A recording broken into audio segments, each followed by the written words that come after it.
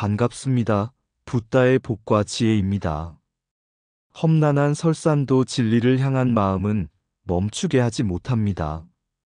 가마귀도 넘기 힘들고 다람쥐도 넘나들기 어려운 그 길을 해초 큰 스님은 오직 불법을 향한 일념으로 걸어가셨습니다. 오늘 이 시간 우리 모두도 그 참뜻을 되새기며 부처님의 자비와 지혜 속으로 함께 걸어가고자 합니다.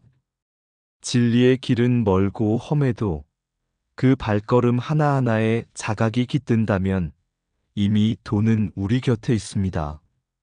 자, 그럼 가마귀도 넘기 힘들고 다람쥐도 넘나들기 어렵다. 그 여정을 함께 해볼까요?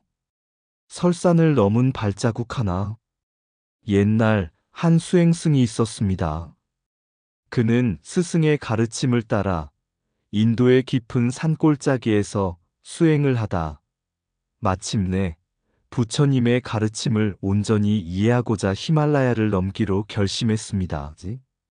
그가 향한 곳은 오랜 전통이 흐르는 고승들의 마을이었고 그곳에 가면 부처님의 진리를 더 깊이 배울 수 있다는 말이 전해졌습니다.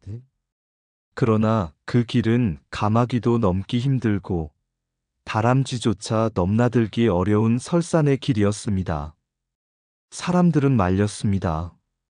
스님, 그 길은 누구도 돌아오지 못한 길입니다. 굶주림과 추위, 외로움만이 기다립니다.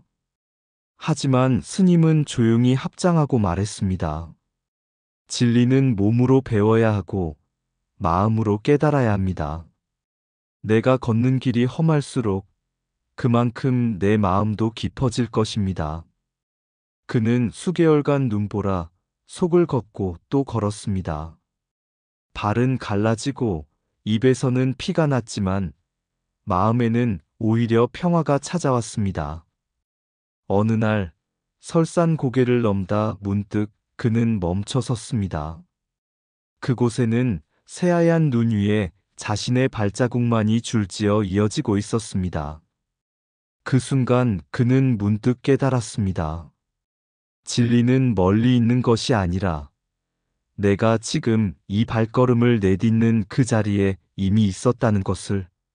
훗날 그 스님은 돌아오지 않았지만 그가 남긴 발자국을 따라 수많은 수행자들이 설산을 넘었습니다.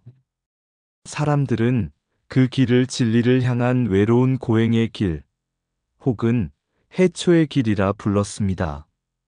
설산의 시 한 줄에 담긴 진리. 해초 스님의 여정. 8세기 해초 스님은 당나라에서 출발해 히말라야를 넘고 인도 오천리에 이르는 광활한 대지를 걸었습니다. 그는 불법의 본고장 인도를 직접 눈으로 보고 배우기 위해 목숨을 건 여정에 올랐습니다.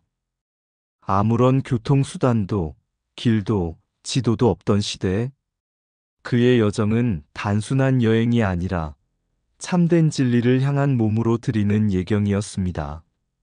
설산 위에서 남긴 시구. 히말라야를 넘으며 해초 스님은 아래와 같은 시구를 남겼다고 전해집니다. 가마귀도 넘기 힘들고 다람쥐도 넘나들기 어려운 설산이지만 진리를 향한 마음 하나로 이 몸은 걷고 또 걷는다. 그의 제자들은 이 시를 보고 물었습니다. 스님, 이 길이 어찌하여 그렇게까지 중요한 것입니까? 왜 그토록 험한 길을 택하셨습니까? 해초 스님의 대답 재구성. 해초 스님은 눈 덮인 바위를 가리키며 말했습니다. 진리는 이 눈처럼 순수하고도 차갑다. 진리를 마주하려면 이 설산처럼 고요하고 냉엄한 마음이 되어야 하느니라. 하지만 그 길은 아무나 갈 수 없지. 가마귀는 겁을 내고 날아가지 못하고 다람쥐는 길이 험해 돌아간다. 허나 수행자는 멈추지 않는다. 왜냐하면 진리는 저 너머가 아니라 바로 지금 이 눈 속을 딛는 마음의 발걸음 속에 있기 때문이다. 부처님이 말씀하신 법은 외부에 있지 않고 자성을 깨닫는 데 있다 해초 스님이 히말라야를 넘으며 남긴 시구는 진리는 물리적 거리나 고통을 통해 닿는 것이 아니라 그 고통을 통과하는 마음의 자세를 통해 드러난다. 부처님께서도 열반전에 이렇게 말씀하셨습니다. 자등명, 법등명 스스로를 등불로 삼고 법을 등불로 삼으라. 해초 스님의 시는 바로 이 말씀에 대한 응답이었습니다. 외로운 설산 위에서 그는 자신이 등불이 되어 걸었고 그것이 바로 불법의 실천이자 증명이었습니다. 가마귀도 넘기 힘들고 다람쥐도 넘나들기 어려운 길. 하지만 해초는 그 눈밭을 걸었습니다. 그의 발걸음은 부처님의 진리를 찾아가는 여정이자 그 진리가 이미 자신의 마음 안에 있다는 사실을 증명하는 길이었습니다. 진리는 먼 곳에 있지 않다. 그 길을 묵묵히 걷는 내 마음 안에 있다. 설산을 넘는 것은 발이 아니라 진리를 향한 의지다.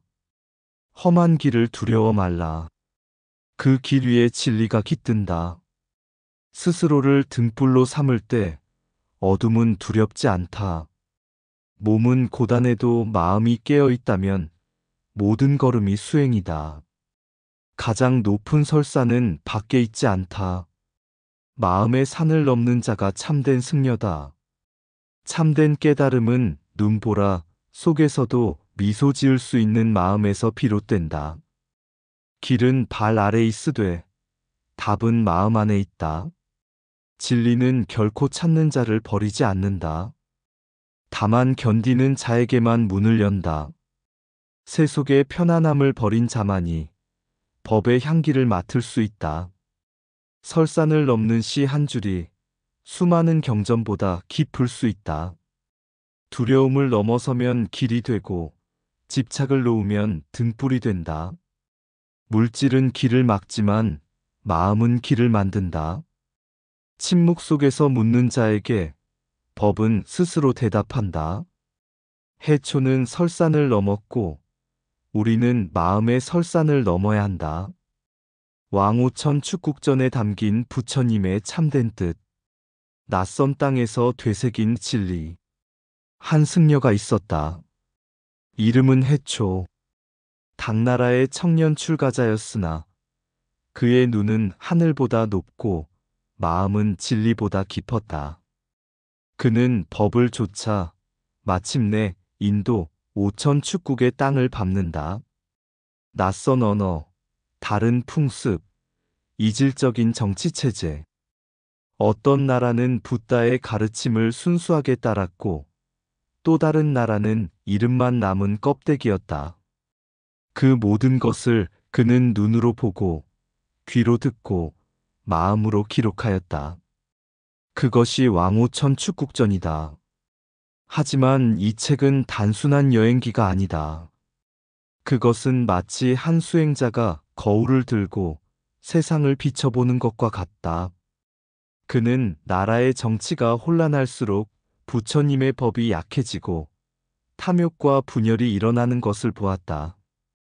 또 어떤 나라에서는 가난하고 궁핍하였으나 그 마음이 청정하여 승가가 번성함을 목격했다. 그는 기록한다. 인도 북방의 어떤 나라는 사문이 많되 계율이 해이하여 법이 쇠하였다. 마가다의 예터에서는 지금도 비구들이 정진하니 법의 향기가 남아있다. 이 말은 곧 불법은 그 땅의 정치나 풍속에 따라 변하지만 마음이 청정한 자에게는 언제나 살아있다는 부처님의 말씀을 떠오르게 한다. 현장 스님이 대당서역기에서 보여준 깊은 교리적 통찰은 해초 스님에게선 현장과는 다른 눈으로 드러난다. 해초는 오히려 부처님 가르침의 실천 여부, 즉, 그 땅에 살아있는 불교, 행해지는 계율, 승려들의 생활, 그리고 백성들의 신심을 주의 깊게 살폈다. 그는 묻는다. 무엇이 진정한 불교인가? 그리고 마음속으로 부처님이 말씀하신 한 구절을 되새긴다. 법을 등불로 삼고 스스로를 등불로 삼아라. 외적인 권위나 문화가 아닌 내 안의 진리를 보아라. 그가 오천 축국의 다양한 종교와 정치 체제를 바라보며 깨달은 것도 바로 그것이었다.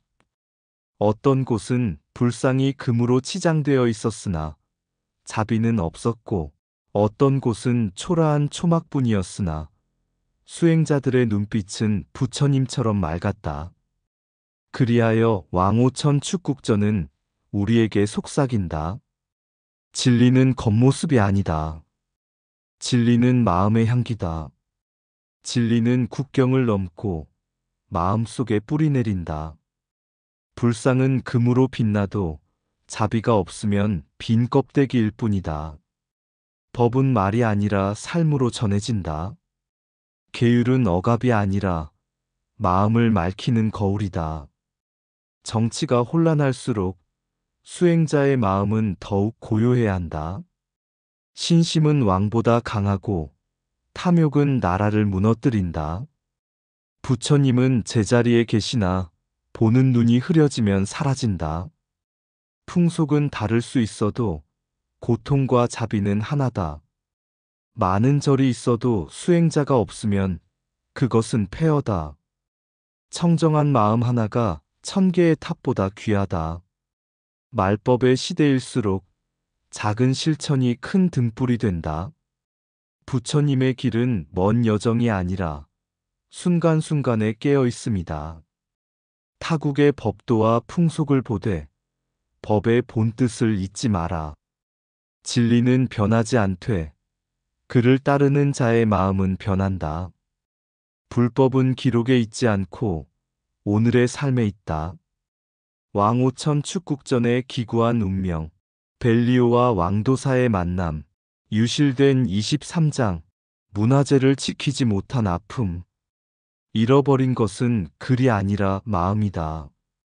천년의 시간을 품고 잠들어 있던 도낭 막고굴. 그곳은 단지 그림과 글이 남아있는 동굴이 아니었습니다. 수행자들의 숨결과 기도가 배어있는 말 없는 도량이었습니다. 왕도사 한낱 시골 승려라 여겨졌던 그는 막고굴 안의 사경과 문서를 정리하다 낡고 해진 두루마리들 속에서 한 권의 기이한 여행기를 발견합니다. 그것이 바로 왕오천 축국전이었습니다. 그러나 그 글은 완전하지 않았습니다. 앞부분 23장은 이미 사라지고 없었습니다. 불법의 귀한 기록이 세상에 나타나기도 전에 이미 절반은 공으로 돌아갔던 것입니다. 그 뒤 프랑스 탐험가 폴 펠리오는 이 막고굴에 감춰진 수많은 문서를 가져가고 말았습니다. 불법과 문화, 민족의 기억이 돈을 주고 넘길 수 있는 물건처럼 다뤄진 순간이었습니다. 이 장면은 마치 부처님이 인멸하시기 전 내가 떠나도 너희는 법을 등불 삼아 살아가라 하신 가르침을 떠올리게 합니다. 법은 언제든 외부의 손에 의해 파괴될 수 있지만 그 뜻을 지키는 건 오직 우리 마음뿐이라는 교훈입니다. 불법은 기록으로 남기도 하지만 그보다 중요한 것은 기록을 지켜낼 마음, 기록의 참뜻을 실천하는 마음입니다. 막고굴이 무너져도 그 안에 수행 정신이 이어진다면 그곳은 다시 법당이 될 수 있습니다. 모든 것은 무상하나 올바른 마음은 그 법을 다시 세운다. 문화는 소유의 대상이 아니라 수행의 근거이다.